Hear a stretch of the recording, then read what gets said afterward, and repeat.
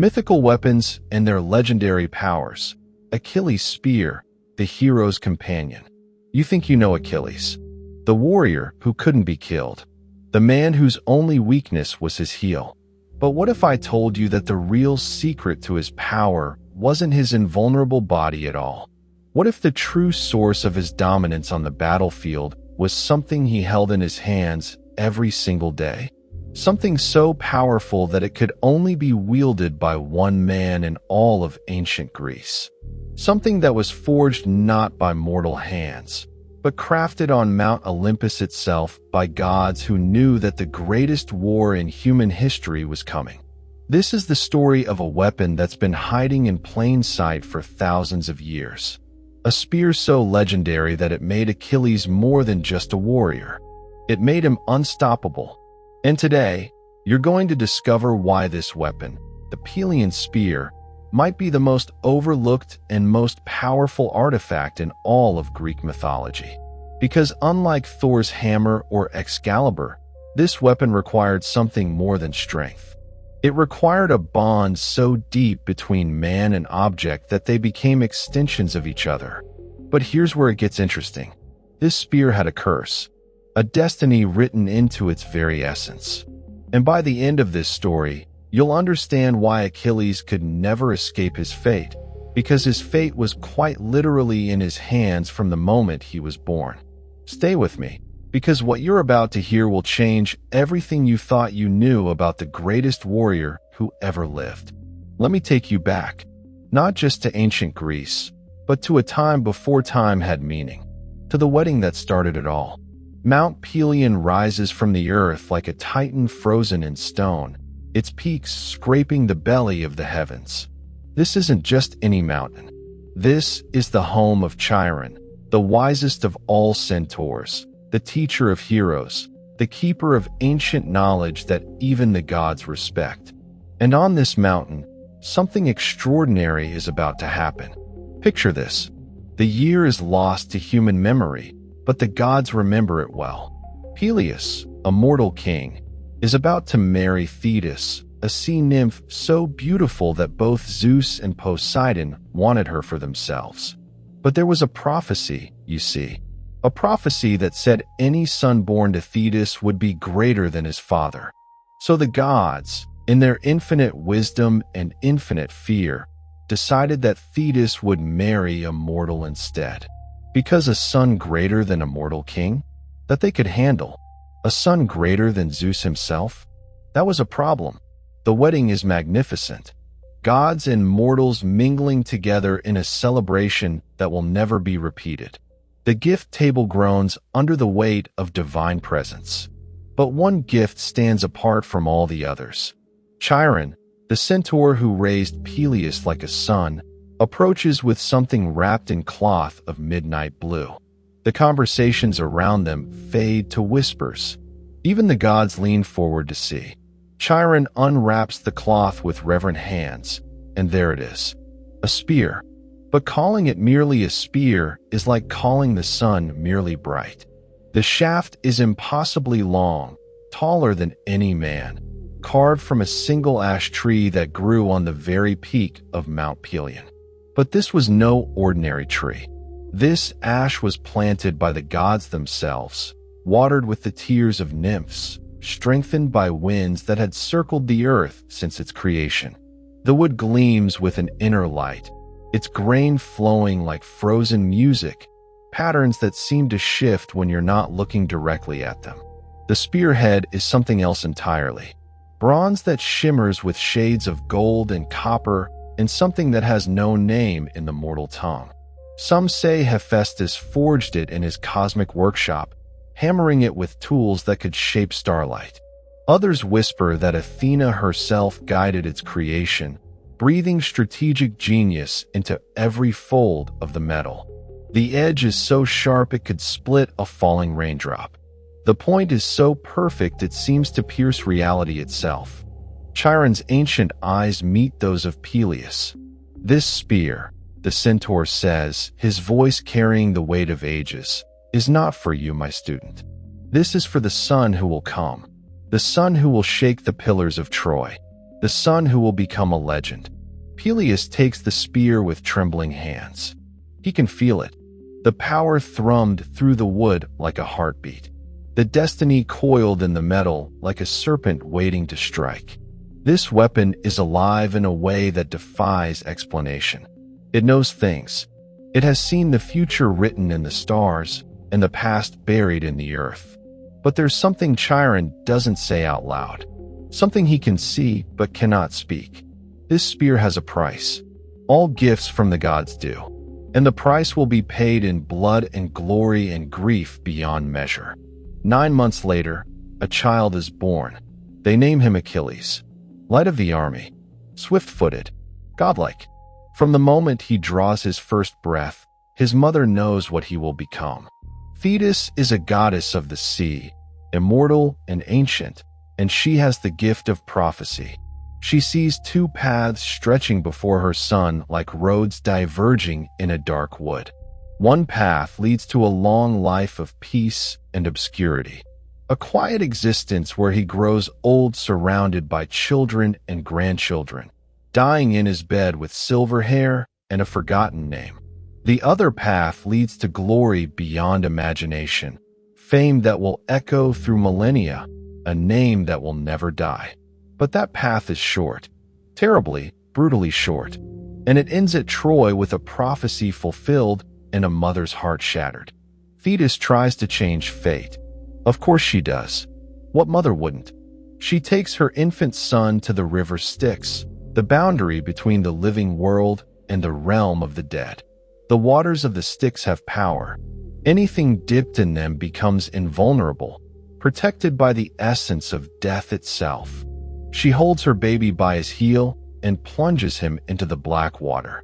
His baby's skin becomes something more than flesh. Except for that one spot. That one vulnerable place where her fingers grip. The heel that will become legend. But here's what most people don't realize. Invulnerability isn't power. It's protection.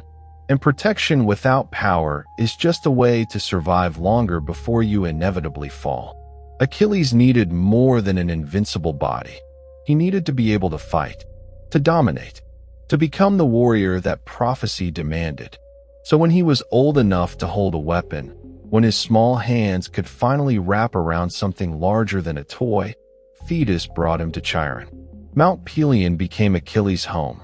Chiron became his teacher, his mentor, his second father. The centaur taught him everything. How to track a deer through morning frost. How to identify healing herbs and deadly poisons. How to read the stars and navigate by their light. How to speak with honor and think with strategy. But most importantly, Chiron taught him how to fight. And there, waiting for him like a patient friend, was the spear. The Pelian Spear. His spear. Achilles was 9 years old when he first tried to lift it. The shaft was taller than he was, the weight impossible for a child. He couldn't even get it off the ground. Chiron watched with those ancient, knowing eyes. The spear will not accept you until you are ready, the centaur said. Strength alone is not enough. You must become worthy. So Achilles trained. Every single day, he grew stronger, faster, more skilled. He fought with practice, swords, and training spears. He wrestled with boys twice his age and won. He ran races against the wind itself and learned to move like liquid lightning. And every night, before he slept, he would go to where the Pelian Spear rested and he would try to lift it. Every night, it was too heavy. Every night, it rejected him. Until the night it didn't. Achilles was 15 years old. His body had transformed from boy to warrior, muscles like cables under golden skin, reflexes that bordered on supernatural. He approached the spear as he had 1,000 times before. He wrapped his hands around the shaft. He pulled, and the spear rose, not reluctantly, but eagerly, as if it had been waiting for this moment since the day it was forged, as if it recognized him, as if it had chosen him right back. The moment Achilles held that spear properly for the first time, something changed in the air of Mount Pelion. Chiron, who had lived for centuries and seen wonders that would break mortal minds, actually stepped back in awe. because the boy and the weapon weren't two separate things anymore. They were one. The spear moved like it was part of Achilles' arm. No, more than that. It moved like it was part of his thought process. Like he didn't have to think about where to point it or how to strike. The spear knew, and Achilles knew. Together, they were something the world had never seen before. Chiron began teaching him the secret techniques, the strikes that no written manual contains, the movements that can only be passed from master to student through demonstration and practice. But here's the thing. Achilles didn't just learn these techniques. He transcended them. With the Pelian Spear in his hands, he invented new forms of combat. Movements so fast they blurred. Strikes so precise they could thread a needle. Defenses so perfect they seemed to predict the future. Because maybe they did. You see, there are legends within legends about this spear. Whispers that suggest its power went beyond physical sharpness or perfect balance. Some say the spear could sense incoming attacks, making its wielder untouchable. Others claim it could cut through any armor, any shield, any defense as if they were morning mist. Still others believe the spear granted its master enhanced speed and strength beyond even his natural abilities. But the truth? The truth was probably all of these things and more. The Pelian Spear was crafted by gods for a specific purpose, to be wielded by the greatest warrior in the greatest war. It was made to kill heroes, to slay champions, to cut through the impossible and make it look easy.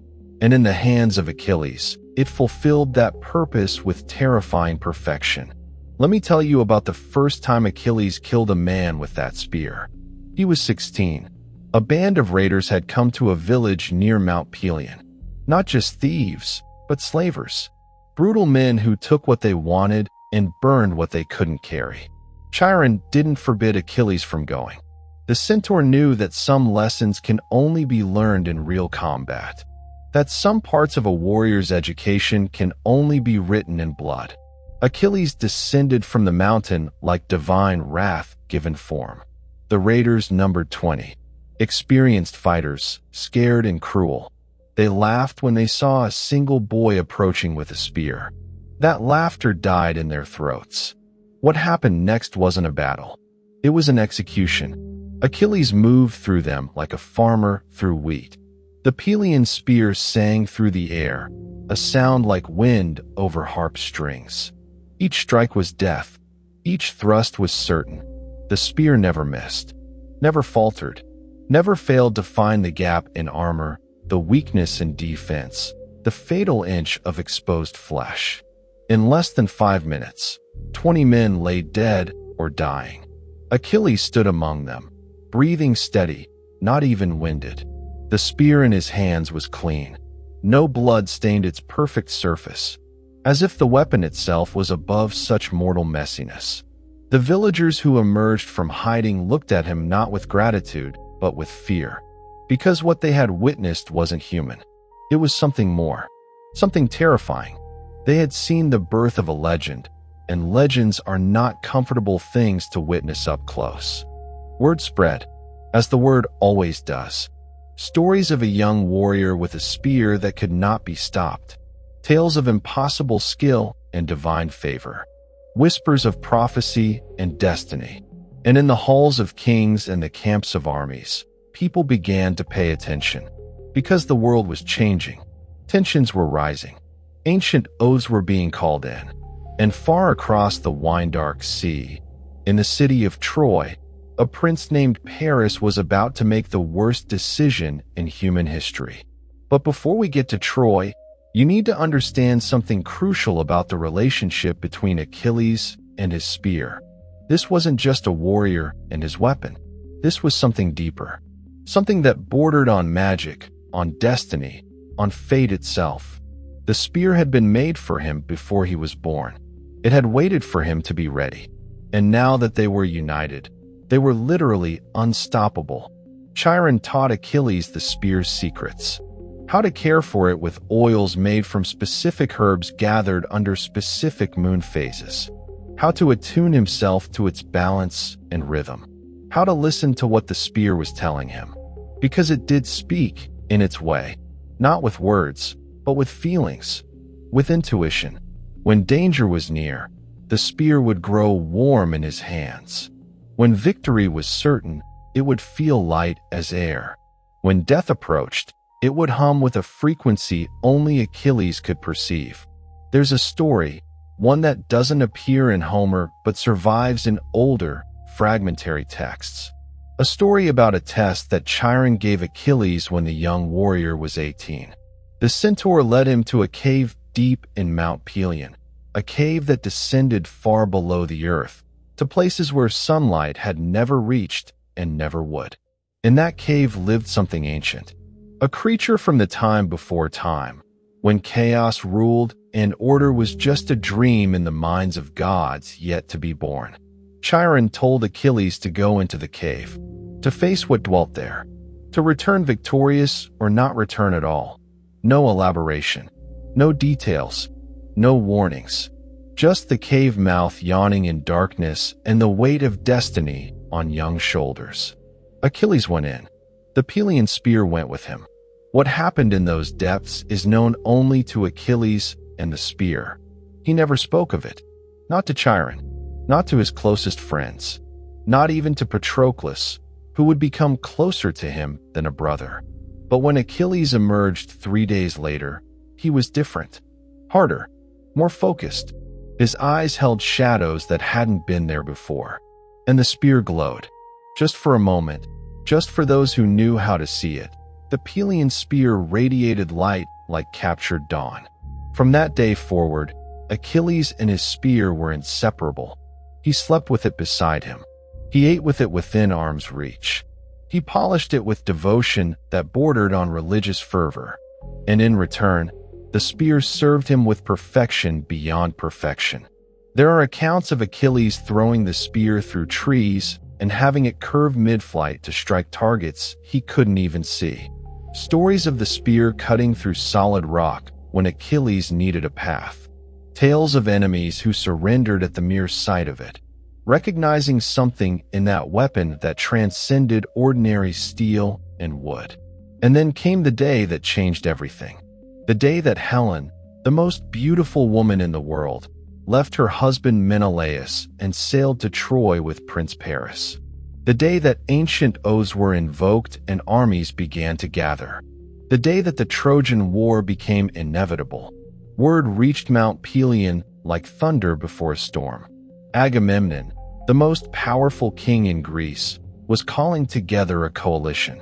Every kingdom, every warrior of renown, every hero worth the name was being summoned to sail to Troy and bring Helen back. To punish Paris. To burn the city that dared to insult Greek honor. Thetis appeared to her son in a vision, rising from the sea with desperation in her immortal eyes. "Do not go," she begged. "If you sail to Troy, you will never return. Your glory will be eternal, but your life will be brief. Stay here. Stay safe. Choose a long life, my son. Choose obscurity over death." But Achilles had held the Pelian Spear for 3 years now. He had felt its power. He had seen what he could do with it in his hands. He had tasted glory and found it sweeter than honey, more intoxicating than wine. The prophecy wasn't a threat to him. It was a promise. "I will go to Troy," he told his mother. "I will fight. I will win glory that will never fade. And if I must die young to achieve it, then that is the price I gladly pay." Thetis wept. The sea itself seemed to rage with her grief. But she could not stop him. Destiny had been set in motion the day the Pelian Spear was forged. The gears of fate were turning, and not even a goddess could halt them now. Achilles gathered his men, the Myrmidons, an elite force of warriors who followed him not out of obligation, but out of devotion. They had seen what he could do in battle. They had witnessed the impossible made real. They would follow him to the ends of the earth. They would follow him to Troy. They would follow him to death itself if he asked it. The fleet assembled. Thousands of ships. Tens of thousands of warriors. The greatest military expedition the world had ever seen. But everyone knew the truth. This army had many heroes, many powerful kings and skilled fighters. But only one man was truly necessary. Only one man could guarantee victory. Only one man could stand against Hector, the champion of Troy. That man was Achilles, and he brought his spear. The journey to Troy took weeks. Long days of sailing across waters that ranged from glass calm to storm-tossed fury. Achilles spent much of that time with the Pelian Spear, practicing forms on the deck, meditating with the weapon across his knees, maintaining the bond between warrior and weapon. The other soldiers watched him with a mixture of awe and unease. There was something about the way he moved with that spear, something that wasn't quite natural, something that suggested the gods were watching him with special interest. And they were. Oh, they absolutely were. The gods had chosen sides in this war. Some favored the Greeks, some favored the Trojans, but all of them were fascinated by Achilles. Zeus himself watched from Olympus, wondering what this mortal-born son of a goddess would accomplish. Athena saw in him a warrior of perfect strategy and skill. Ares saw competition and grudging respect, and Hephaestus looked at the Pelian Spear and recognized his own work, smiling his crooked smile at what he had helped create. When the Greek fleet finally landed on the shores of Troy, when the soldiers disembarked and set foot on enemy sand, it was Achilles who led the way. The Pelian Spear caught the sunlight and flashed like a signal fire, a message to the Trojans that doom had arrived. And here's something that most retellings miss. That first landing was opposed. The Trojans weren't going to let an invading army just waltz onto their beach. They sent defenders, led by Cycnus, a son of Poseidon who was said to be invulnerable to weapons. Cycnus had killed dozens of Greek soldiers in the initial clash, his skin turning aside swords and spears as if they were made of wood. The Greeks began to falter, began to consider retreating to their ships. Then Achilles stepped forward. He didn't run. He didn't charge. He walked with measured steps across the blood-soaked sand, the Pelian Spear held loosely in one hand. Cycnus laughed at him. "Another fool to die on my beach," he called out. "I am invulnerable, Greek. Your weapons cannot harm me. Turn back now, or join your dead companions." Achilles said nothing. He simply raised the spear and threw. What happened next is described in texts with language that borders on the poetic. The Pelian Spear flew through the air like it was swimming through water, like it was alive and hunting. It struck Cycnus directly in the chest, his invulnerable skin that had turned aside every weapon.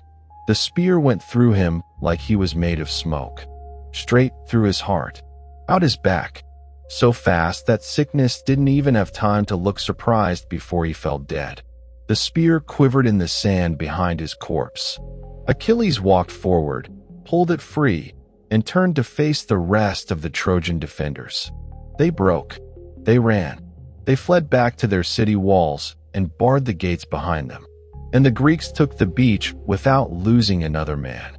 That's how the Trojan War began, with Achilles proving that invulnerability meant nothing against the Pelian Spear, with a message sent in blood that no defense, no protection, no armor could stand against the weapon forged by gods.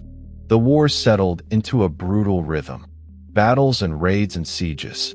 The Greeks couldn't break Troy's walls, but the Trojans couldn't drive the Greeks back to their ships. Stalemate. Except when Achilles took the field. When Achilles fought, the Greeks won. It was that simple. That's absolute. He moved through enemy formations like death personified, the Pelian Spear reaping lives like a farmer's scythe through grain. Trojans began to fear him more than they feared the gods themselves. To see him on the battlefield was to know defeat. To face him personally was to know death.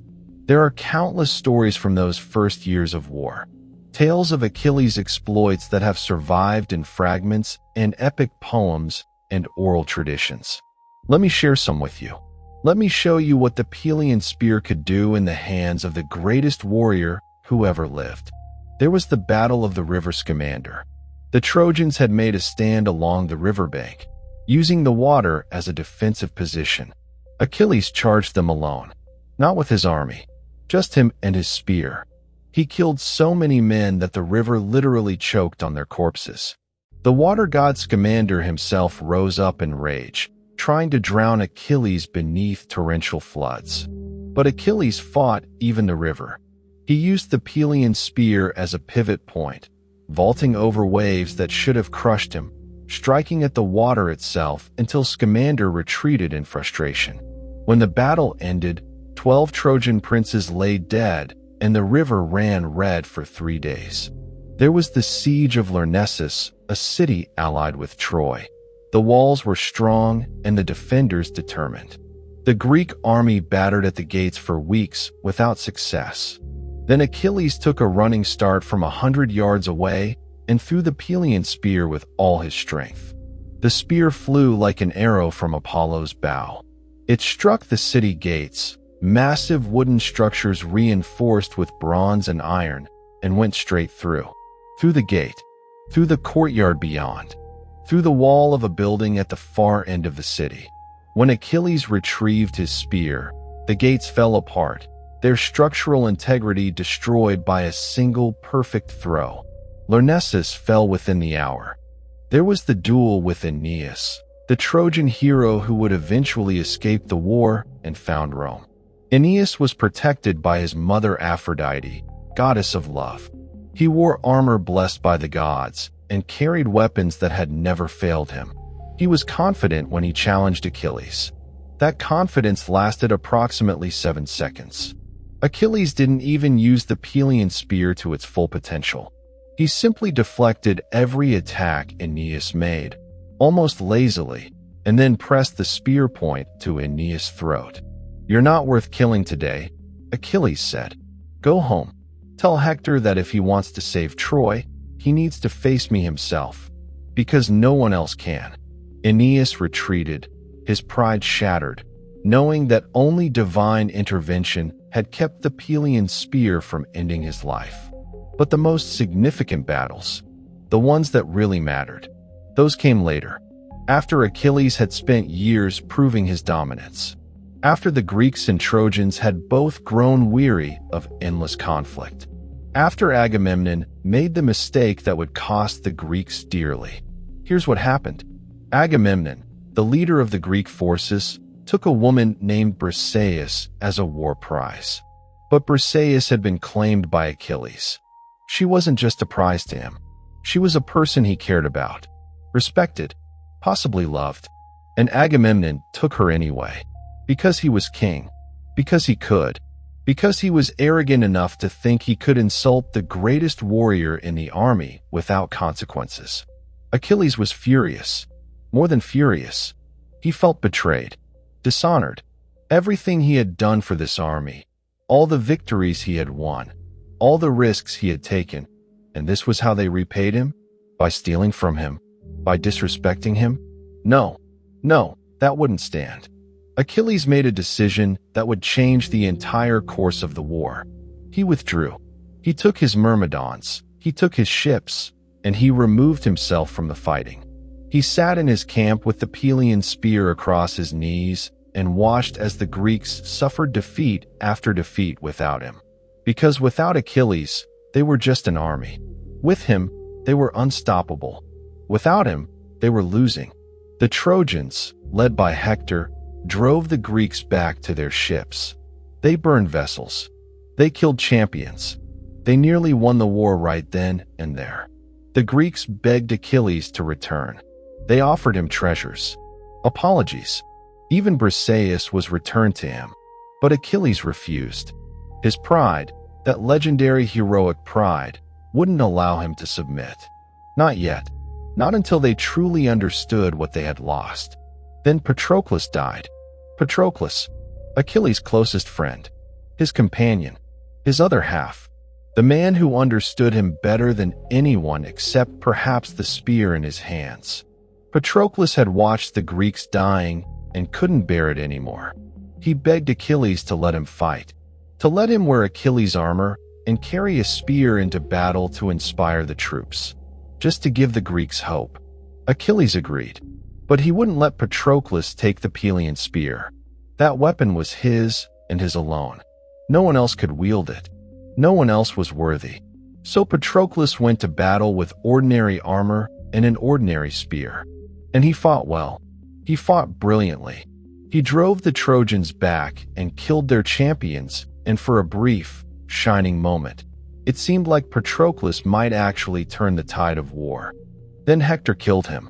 The champion of Troy, greatest of their warriors, struck Patroclus down, stripped Achilles' armor from his corpse, and stood over the body in triumph. When the news reached Achilles, something inside him broke. The grief was beyond description. It was cosmic. It was absolute. He screamed, and the sound carried across the entire battlefield. Armies on both sides stopped fighting at the pure anguish in that cry. Thetis heard her son's pain and rose from the ocean, bringing with her new armor forged by Hephaestus himself. Armor that gleamed like the sun, a shield that depicted the entire world in miniature. But Achilles barely looked at the armor. His eyes were on the Pelian Spear.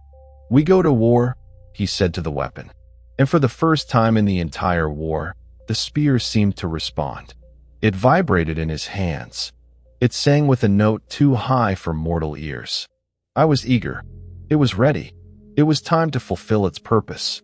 Achilles returned to the battlefield like a force of nature, like a hurricane given human form. The new armor blazed. The Pelian Spear seemed to glow with inner fire. And when the Trojans saw him coming, when they recognized who had returned, terror ran through their ranks like plague.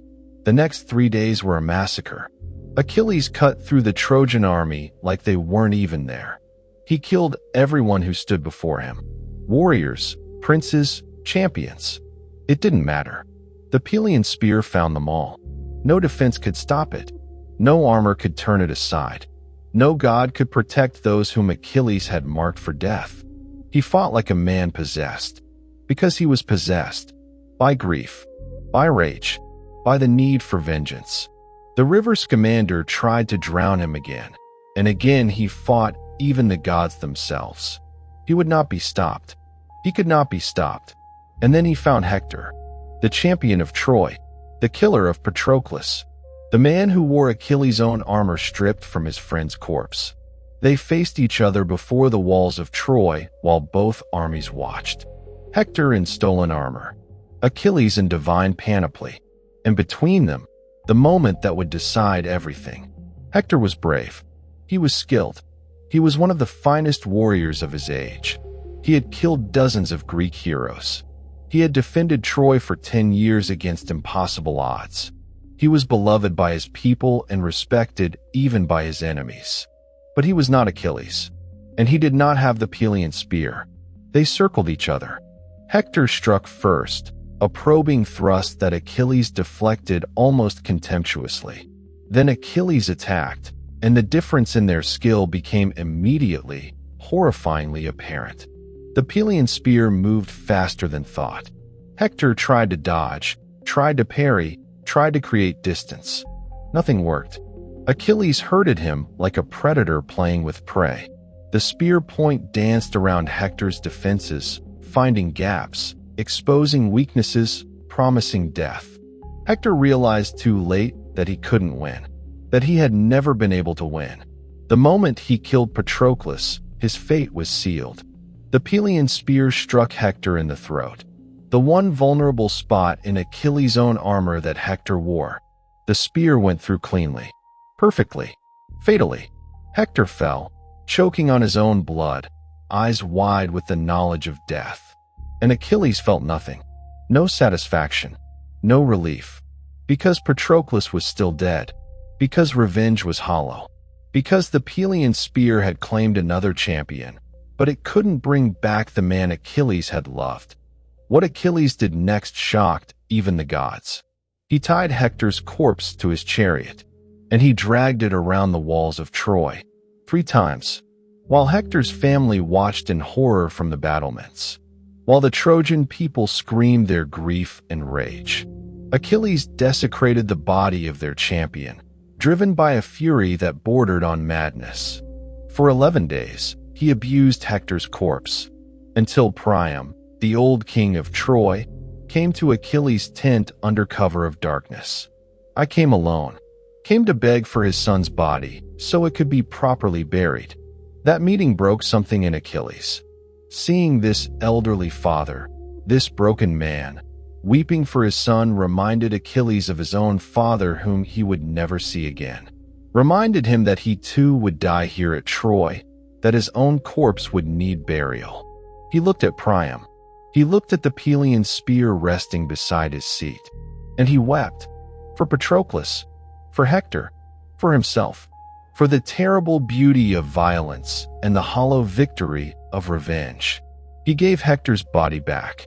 He called a truce so the Trojans could hold proper funeral rites. And for a brief moment, the war paused. The killing stopped, and Achilles was just a man again, not a legend, not a weapon of war, just a man who had lost everything that mattered. But the Pelian Spear remembered its purpose, and that purpose was not yet complete. The war continued. More battles, more death, more glory that tasted like ashes.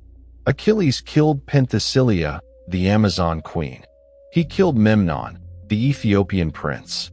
He killed champion after champion until the Trojans had almost no defenders left.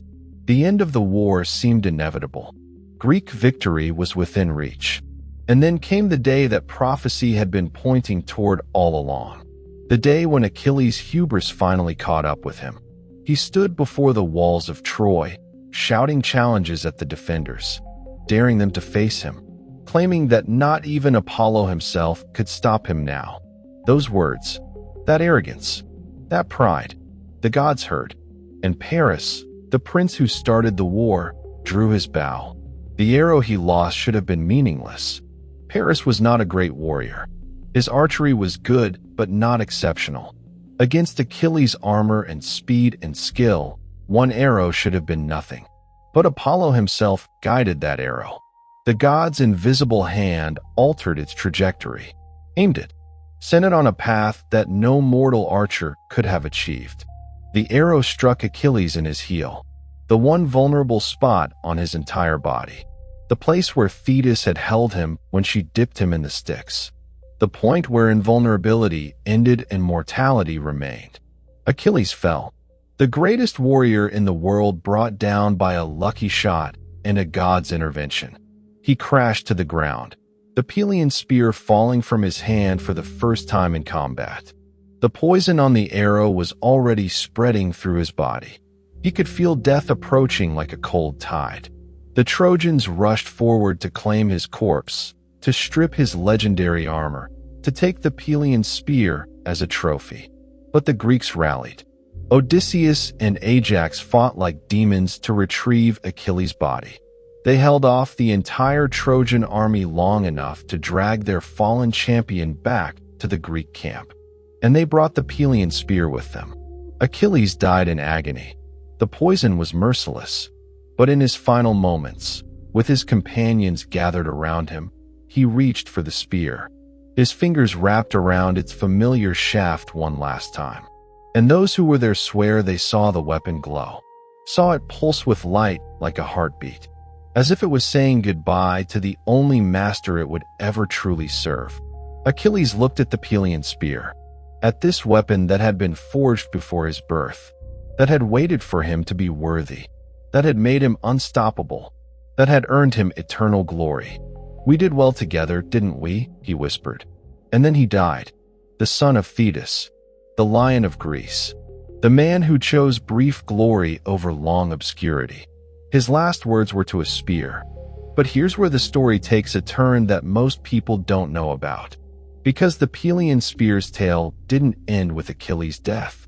After the funeral, after the Greeks burned Achilles' body on a pyre that could be seen from Troy's walls, after they mixed his ashes with those of Patroclus as he had requested, there was a question, a significant question. Who would inherit Achilles' armor and weapons? Who was worthy to wield the legendary arms of the greatest warrior? Two men claimed them. Odysseus, the cunning king of Ithaca, and Ajax, The massive warrior second only to Achilles in combat prowess. Both had fought beside Achilles for years. Both had risked their lives to retrieve his body. Both felt they deserved his legacy. The matter was put to a vote among the Greek leaders.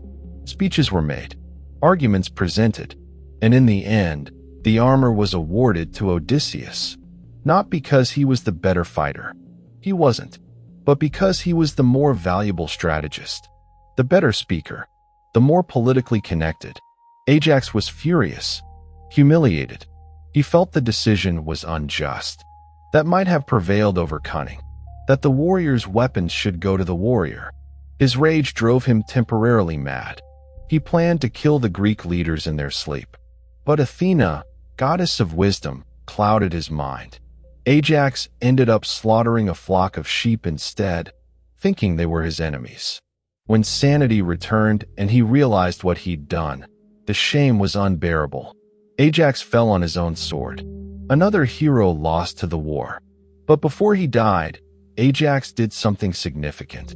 He went to where the Pelian Spear was kept, and he tried to lift it, tried to claim it as his own. The spear wouldn't move. It was as if it had been rooted into the earth itself. Ajax pulled with all his incredible strength.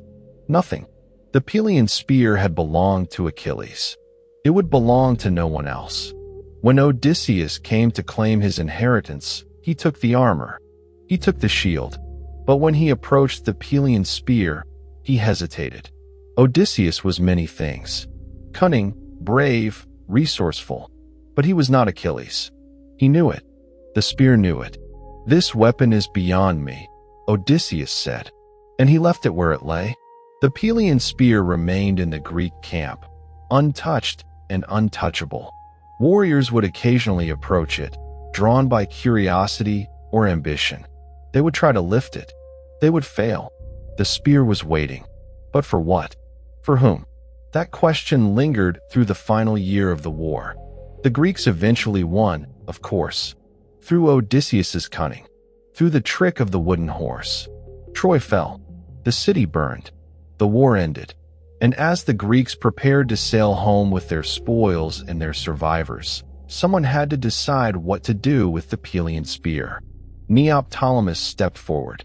Achilles' son, born after his father had sailed to Troy, raised by his grandfather without ever meeting the man whose legend overshadowed all others. Neoptolemus had been brought to Troy in the war's final year because of a prophecy that said the city could not fall without him. He had fought bravely. He had killed King Priam on the altar of Zeus. He had proven himself a warrior. But he was not his father. He approached the Pelian Spear with trepidation. Every eye in the Greek camp watched. If anyone could inherit the weapon, surely it would be Achilles' own blood. Neoptolemus reached for the shaft. His fingers touched the smooth wood, and the spear rose. Not eagerly, not joyfully, but it rose. The weapon accepted Achilles' son, not as a replacement for its true master, but as a worthy successor, a caretaker until whatever came next. Neoptolemus took the Pelian Spear with him when the Greeks sailed home. He used it in his own battles. He won his own glory. But those who saw him fight said it was different. The spear didn't sing in his hands the way it had with Achilles. It didn't move with the same liquid perfection. It was still a magnificent weapon, still sharp and true and powerful. But the magic, the divine connection, the sense that warrior and weapon were one being, that was gone.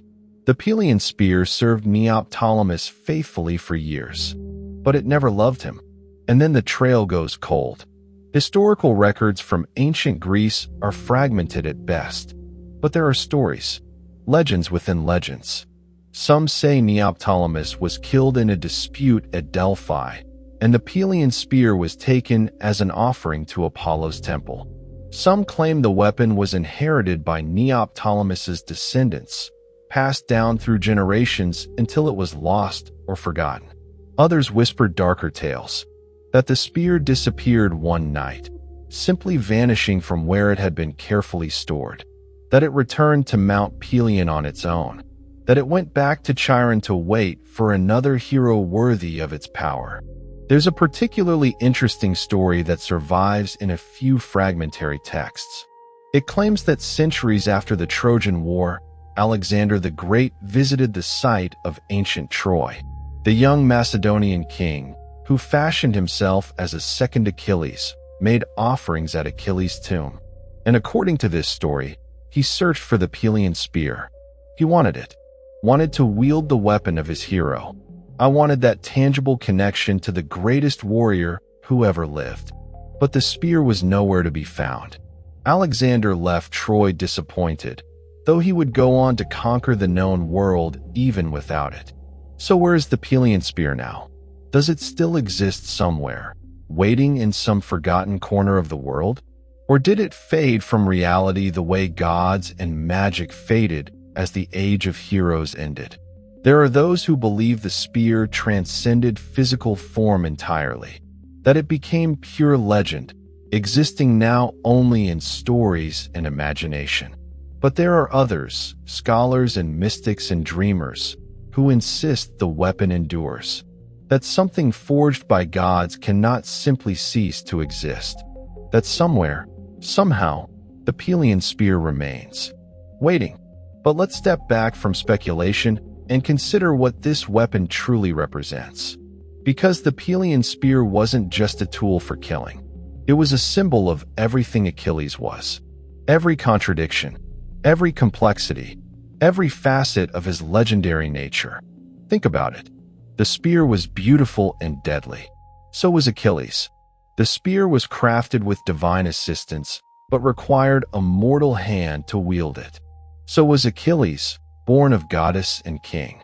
The spear was unstoppable in the right hands, but useless in the wrong ones.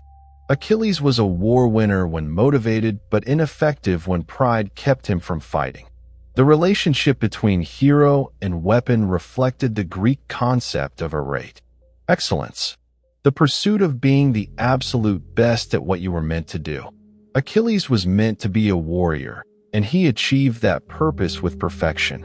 The Pelian Spear was meant to be a weapon of war, and it too achieved that purpose with perfection. Together, they elevated each other. Achilles made the spear legendary through his deeds.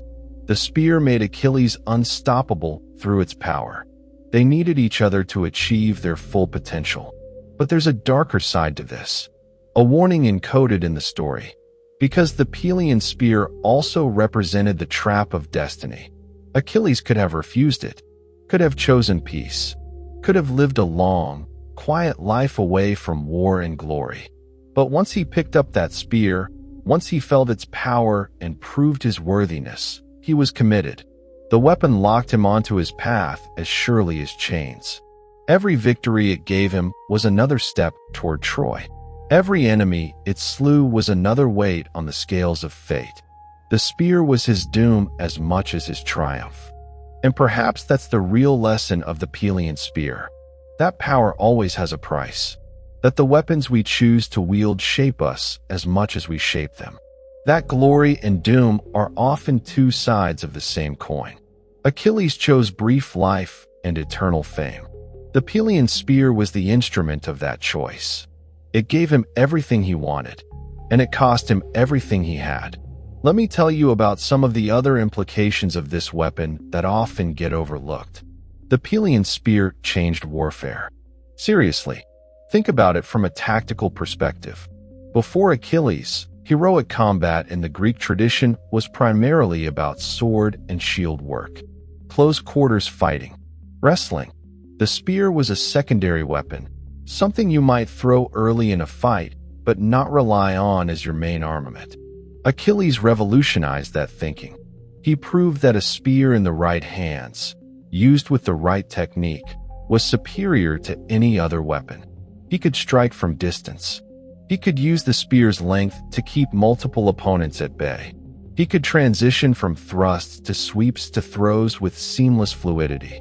After Achilles, Greek warfare evolved. The spear became the primary weapon.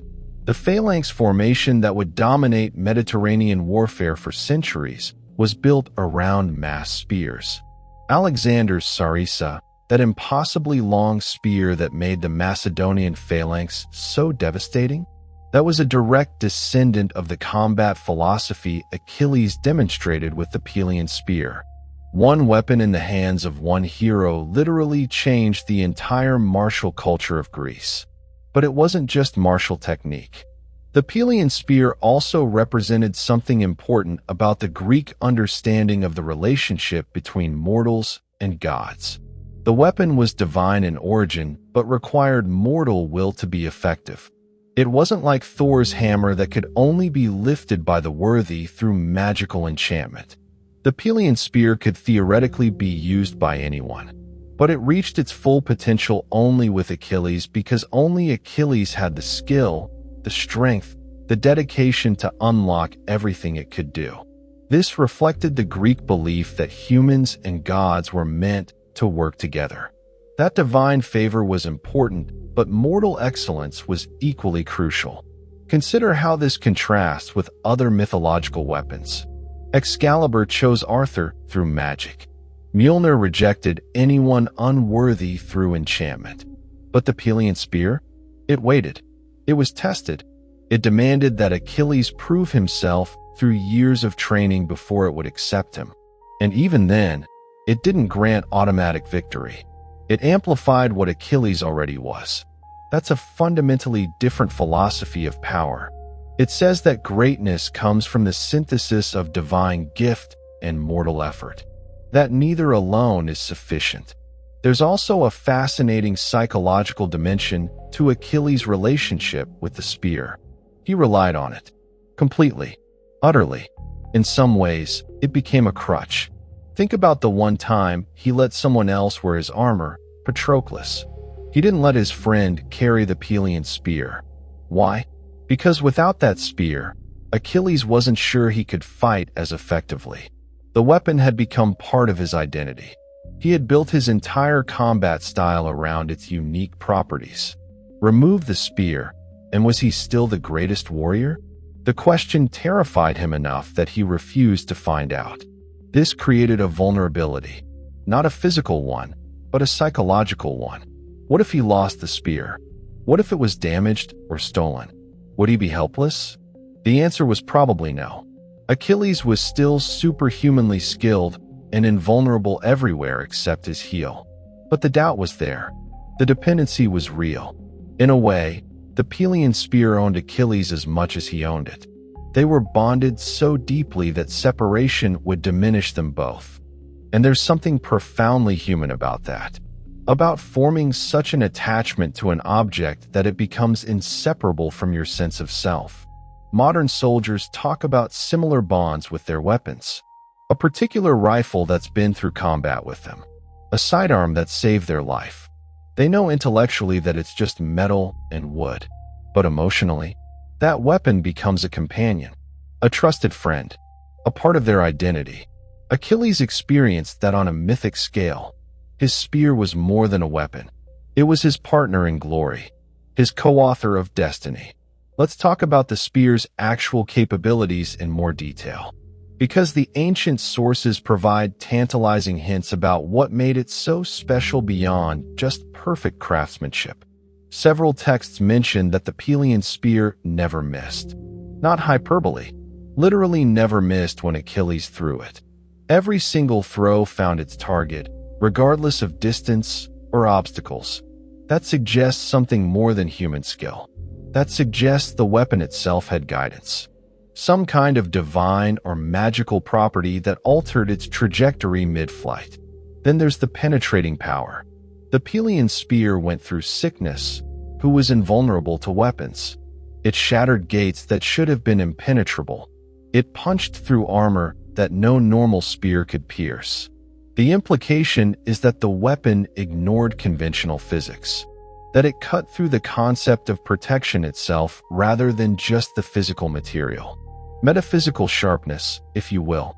The ability to sever not just flesh and bronze, but the very idea of being protected.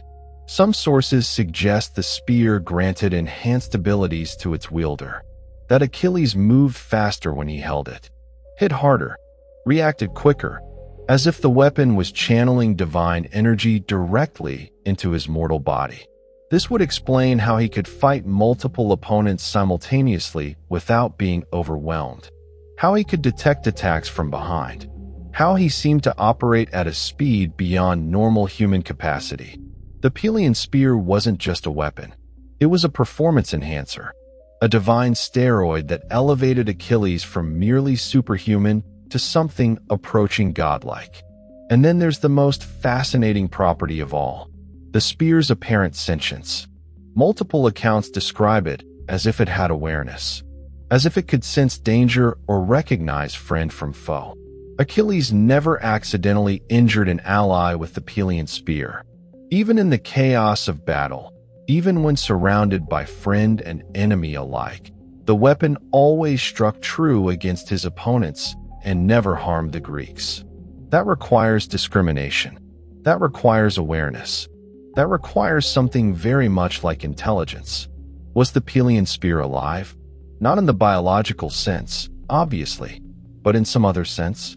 Some Greek philosophers believed that objects of great craftsmanship and importance could develop what they called anima, a soul or spirit that grew within them through use and attention and emotional investment.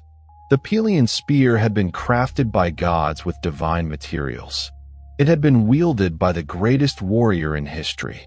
It had been present at the most significant battles of the Trojan War. If any object could develop anima, it would be that spear. Imagine what that would mean.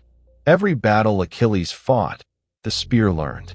Every technique he practiced, the spear adapted to. Every enemy he faced, the spear remembered. By the time Hector fell before Troy's walls, the Pelian Spear wasn't just a weapon anymore. It was a repository of combat experience that surpassed any mortal master. It had seen every fighting style, every defensive technique, every way a warrior could move and strike and defend, and it knew how to counter all of them. That's what made it truly unstoppable. Not just divine craftsmanship or magical properties, but accumulated knowledge. Combat wisdom distilled into wood and bronze. In the hands of Achilles, who could access and utilize that knowledge through the bond they shared, the Pelian Spear became unbeatable. Not because it was magic, but because it was the ultimate expression of martial perfection refined through countless battles. Now let's consider what would happen if the Pelian Spear still exists somewhere. If it's lying forgotten in some museum storage facility, labeled as an ordinary artifact, or buried in archaeological ruins, waiting to be discovered, or hidden in a private collection, its owner unaware of what they possess. What would happen if someone found it? Could it be wielded again? Would it retain its properties after millennia of disuse? Or has the magic faded with the age of heroes? There are those who believe that objects of power don't lose their potency, that something forged with divine intervention remains divine forever. By that logic, the Pelian Spear would be just as powerful today as it was in Achilles' hands. But it would need the right wielder, someone with the skill, the strength, the dedication to prove themselves worthy. Someone who could spend years training to achieve the level of excellence required. Someone who could form that bond between warrior and weapon. But here's the problem. Modern warfare has moved beyond spears. Beyond any melee weapon, really.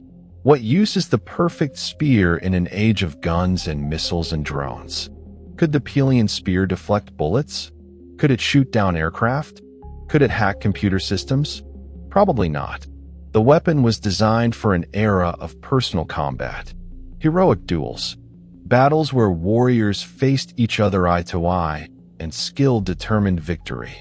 That world doesn't exist anymore. Or does it? Because consider this. Special Forces operators still train in close-quarters combat, knife fighting, hand-to-hand, because sometimes, in certain situations, stealth and silence matter more than firepower. A weapon that never missed, that could cut through any armor, that made its wielder faster and stronger. That would still be useful, incredibly useful. A single operator with the Pelian Spear could accomplish things that entire teams couldn't. But would the spear accept a modern wielder? Would it respond to someone from our era the way it responded to Achilles?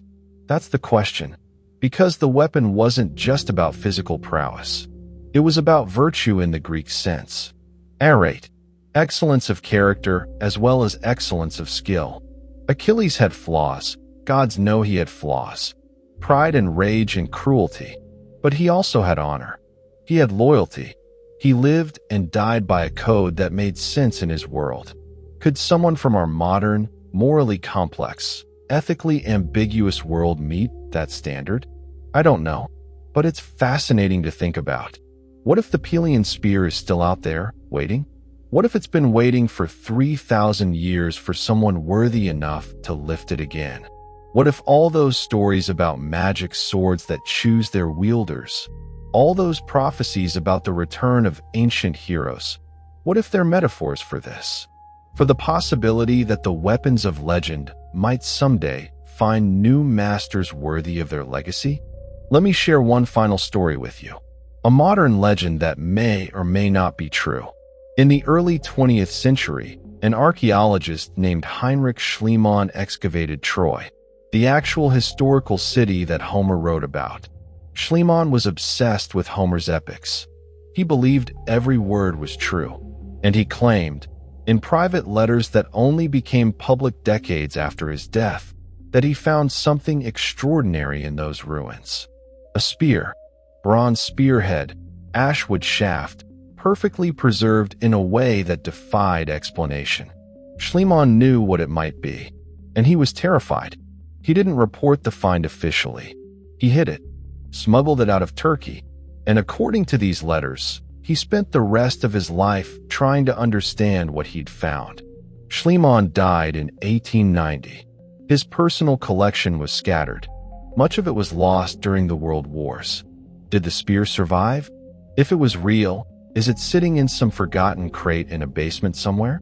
The letters suggest Schliemann tried to wield it, tried to prove it was the Pelian Spear of legend.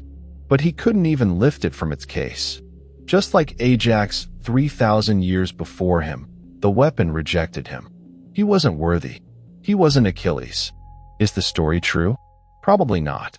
It has the feel of mythology grown around a real person. But maybe that's appropriate. Maybe the Pelian Spear exists now only as a story, only as a legend, only as the ultimate example of the weapon that defines the warrior and the warrior that defines the weapon. Maybe that's enough. Maybe that's all it ever needed to be. Because here's the thing about legendary weapons. Their power isn't really in the physical object. It's in what they represent. The Pelian Spear represents the pursuit of excellence, the bond between warrior and weapon, the price of glory, the inescapability of destiny, the beauty and terror of being the absolute best at what you do. Those concepts don't need a physical spear to have power. They exist in every person who strives for greatness, who dedicates themselves to mastery, who accepts that achieving something extraordinary requires extraordinary sacrifice. You don't need to wield the Pelian Spear to understand what it meant. You just need to understand what it feels like to hold something in your hands that makes you more than you were without it. A musical instrument that sings when you play it. A pen that flows when you write. A tool that becomes an extension of your will and makes your work transcend mere competence to approach art. That's the legacy of the Pelian Spear. Not the object itself, but the relationship it embodied. The unity of purpose between craftsman and craft. Between warrior and war. Between destiny and choice. Achilles chose the spear. The spear chose Achilles. And together, they became legends. That's the story. That's the truth that matters more than whether the physical weapon still exists somewhere in our world. The Pelian Spear lives on in every person who picks up their chosen tool and thinks, with this, I will be great. With this, I will leave my mark. With this, I will do things that echo through time. And maybe that's why the spear couldn't be wielded after Achilles died. Not because of magic or divine enchantment, but because that perfect synthesis of person and purpose only happens once. You can't recreate it. You can't duplicate it. Achilles and the Pelian Spear were unique. Lightning in a bottle. A moment of absolute perfection that by definition cannot be repeated. Neoptolemus could use the spear, but he couldn't be Achilles with it. No one could, because it wasn't really about the weapon at all. But here's what you can do. You can find your own Pelian Spear. Not literally, but metaphorically. Find the thing that makes you unstoppable. The tool, the skill, the passion that elevates you from ordinary to extraordinary. Dedicate yourself to it the way Achilles dedicated himself to that spear. Train until you and it become one. Accept that the pursuit of greatness has costs. Understand that glory and doom often walk hand in hand. And then, with eyes wide open, choose glory anyway. Choose to be the best. Choose to leave a legend. Choose the short, bright life over the long, dim one. That was Achilles' choice. And the Pelian Spear was the physical manifestation of that choice. Every time he lifted it, he was reaffirming his decision. Every time he struck down an enemy, he was writing another line of his legend. Every time the spear sang through the air, it was declaring that he had chosen correctly. That brief, glorious life was worth more than long, forgotten existence. The Pelian Spear wasn't just a weapon. It was a statement of philosophy, a declaration of values, a choice made manifest in wood and bronze. And that choice echoes through the millennia. Every time someone picks up a tool and decides to pursue mastery. Every time someone accepts a dangerous calling because the alternative is comfortable obscurity. Every time someone says, "I would rather burn bright and brief than glow dim and long," they are channeling Achilles. They are wielding their own version of the Pelian Spear. They are choosing glory. Is it worth it? That's not for me to answer. Achilles thought so. He chose Troy knowing he would die there. He chose to fight knowing each battle brought him closer to his prophesied end. He chose the spear knowing it would lead him to both triumph and doom. And he never regretted it. Not even at the end, when poison coursed through his veins and death approached on silent feet. He had been the greatest. He had won eternal fame. He had done exactly what he was meant to do. The price was high, but he paid it willingly. Would he make the same choice if he could do it over? The ancient poet Odysseus meets Achilles' shade in the underworld and finds him bitter, claiming he would rather be a living slave than a dead king. But other sources suggest that was just Achilles being Achilles, complaining even in death. Because the truth is visible in his ghost's actions. Even in the underworld, Achilles carries the Pelian Spear. Even in death, he remains a warrior. Even beyond the grave, he and the weapon are united. That tells you everything you need to know about whether he truly regretted his choice. So as we come to the end of this story, let me ask you something. What's your Pelian Spear? What's the thing you would dedicate your life to mastering? What's worth choosing brief glory over long obscurity? What would you be willing to die young for if it meant your name lived forever? These are the questions that Achilles and his legendary spear force us to confront. These are the challenges that heroes throughout history have faced. These are the choices that separate the ordinary from the extraordinary. You don't need divine craftsmanship. You don't need gods to forge your weapon. You just need to find the thing that makes you more than you are without it. And then you need to dedicate yourself to it with the same intensity that Achilles dedicated himself to the Pelian Spear. Years of training, constant practice, absolute focus, the willingness to sacrifice comfort and safety and even life itself in pursuit of excellence. That's what separates the heroes from the crowd. Not the weapon, not divine favor, not destiny. Choice.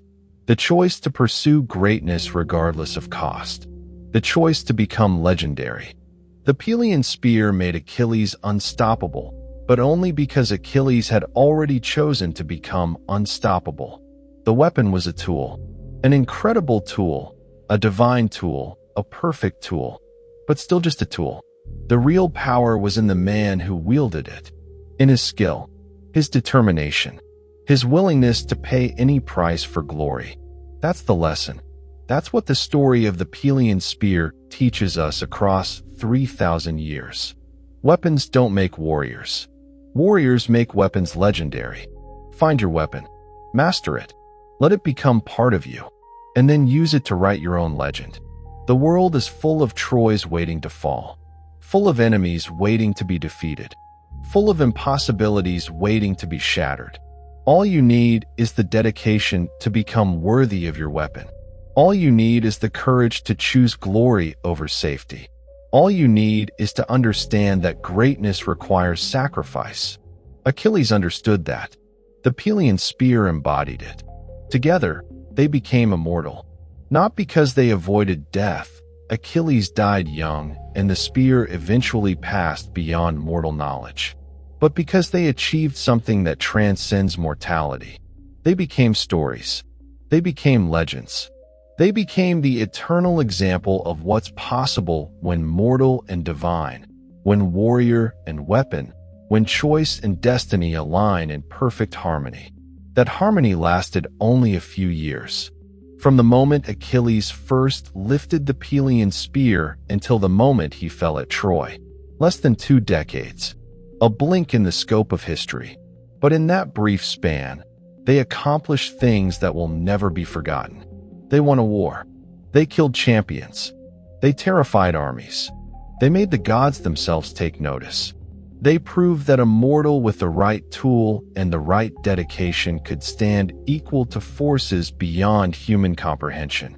And then it ended, as all great stories must end, with death and grief and the knowledge that something irreplaceable had been lost.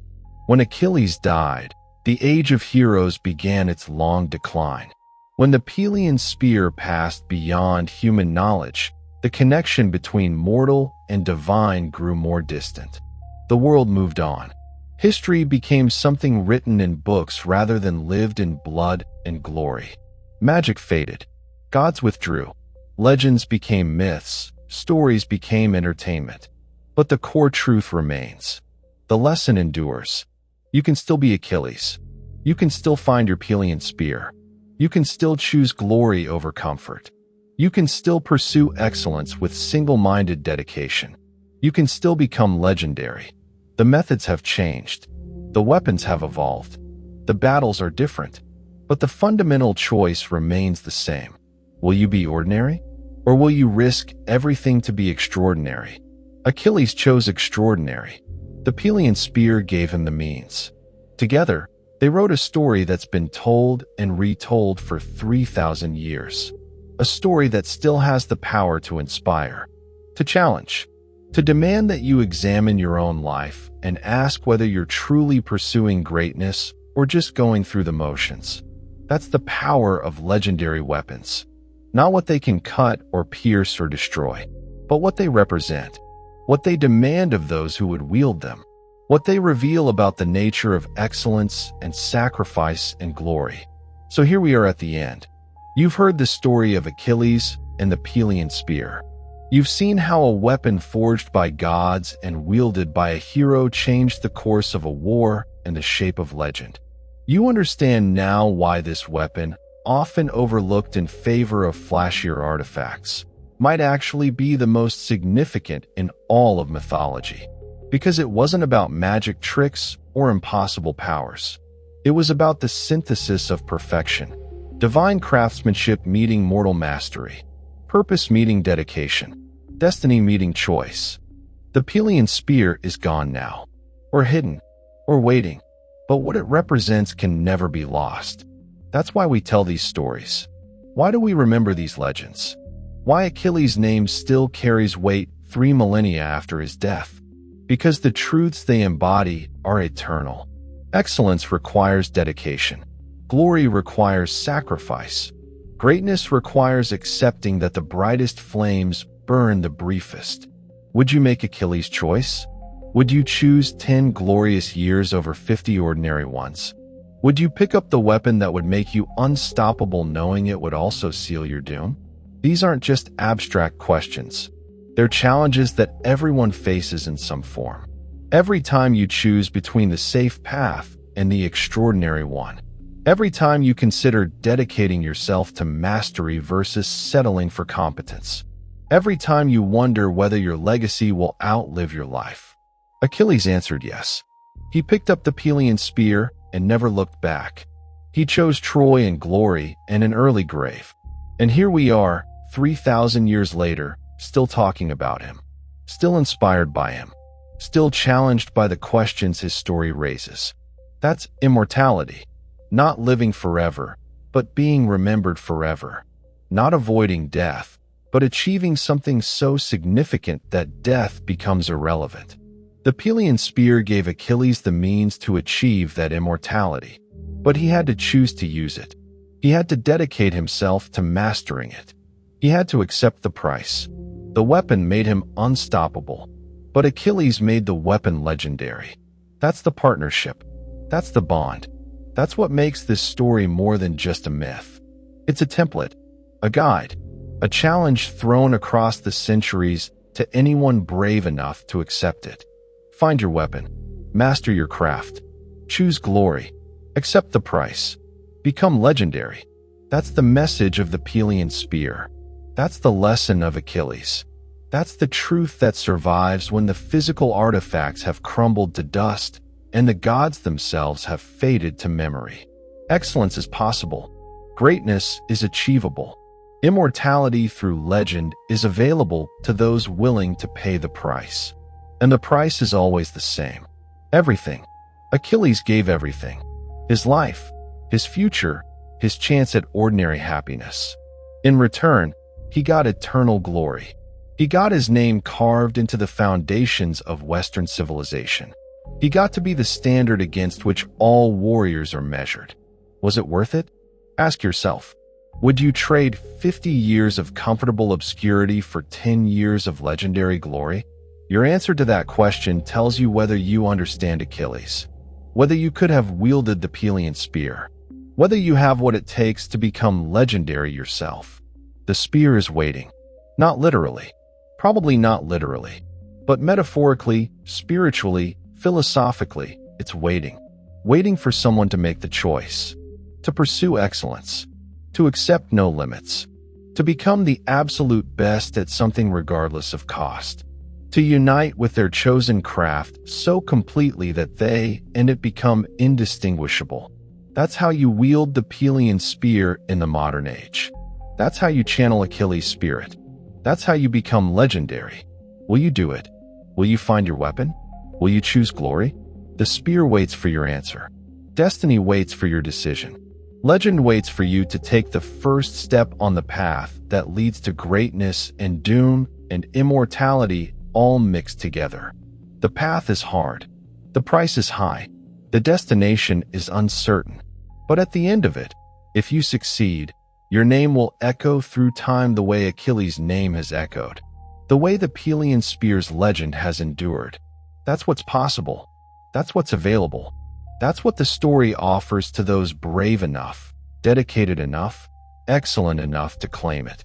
So what will it be? A long, comfortable life? Or the brief, glorious one? The ordinary existence? Or the legendary legacy? Safety? Or glory? Achilles made his choice 3,000 years ago. The Pelian Spear sealed that choice. Together, they became immortal. Now it's your turn. What will you choose? What will your weapon be? How will your legend begin? The story ends here. But your story? That's just the beginning. Go forth and become legendary. Find your Pelian Spear. Master your craft. Choose glory. And when future generations tell stories about greatness and sacrifice and the pursuit of excellence, maybe, just maybe, your name will be mentioned in the same breath as Achilles. That's the promise. That's the possibility. That's what the legendary weapons and their wielders teach us. Excellence is eternal. Glory is achievable. Immortality is possible. Now go. Choose your weapon. Begin your legend. The world is waiting for its next hero. Will it be you? If this story has inspired you, challenged you, made you think about your own path to greatness, then do me a favor. Hit that subscribe button, because there are more legendary weapons to explore, more heroes to examine, more lessons to learn from the myths and legends that have shaped human civilization. I'm bringing you the stories that matter, the tales that echo through time, the weapons that changed history, and the warriors who wielded them.